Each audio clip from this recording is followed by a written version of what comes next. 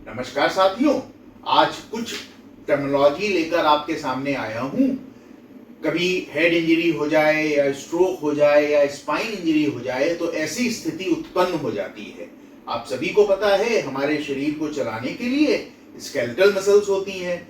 In skeletal muscles की power को 0 से 5 तक ग्रेड करते हैं। 0 का मतलब होता है कंप्लीट लॉस ऑफ पावर और 5 का मतलब सामान्य, जैसे मैं हाथ पैर चला रहा हूं या आप लोग हैं। तो अगर किसी पर्सन की मसल की पावर 0 हो जाती है तो उसको प्लेजिया कहा जाता है, PLEGIA। और अगर कम हो जाती है, माने 1, 2, 3 या 4, तो उसको पैरेसिस कहते हैं। तो प्लेजिया मतलब complete loss of power, paresis का मतलब पार्शियल लॉस ऑफ पावर, आंशिक रूप से पावर का कम हो जाना।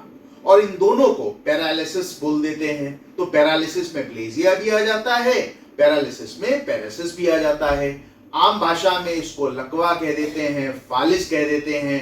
अब जैसे मान लीजिए वर्ड हुआ मोनोप्लेजिया, तो आपको पता है 2 अपर लिम्ब है, 2 लोअर लिम्ब है। किसी एक लिम्ब में अगर कंप्लीट लॉस ऑफ पावर हो जाए, प्लेजिया मतलब कंप्लीट लॉस, तो उसको मोनोप्लेजिया कहते हैं। पैराप्लेजिया, दोनों पैरों में अगर पावर का कंप्लीट लॉस हो जाए तो उसको पैराप्लेजिया बोलते हैं। हेमी माने आधी तरफ, तो शरीर के दाईं तरफ या शरीर के बाईं तरफ, ऐसा अमूमन स्ट्रोक में होता है। अगर मसल की पावर का कंप्लीट लॉस हो जाए एक साइड में तो उसको हेमिप्लेजिया कहते हैं। क्वाड्री माने 4, तो दोनों हाथ और दोनों पैर में अगर पावर का कंप्लीट लॉस हो जाए तो उसको क्वाड्रीप्लेजिया कहते हैं। ऐसा अमूमन स्पाइन इंजरी में होता है।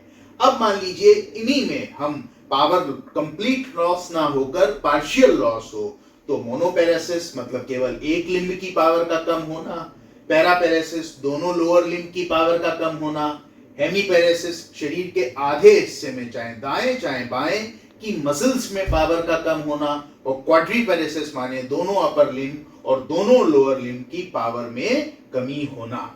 तो ये बहुत महत्वपूर्ण चीजें हैं, बहुत महत्वपूर्ण अवस्थाएं हैं जो आमतौर पर अस्पताल में मरीज भर्ती होते हैं।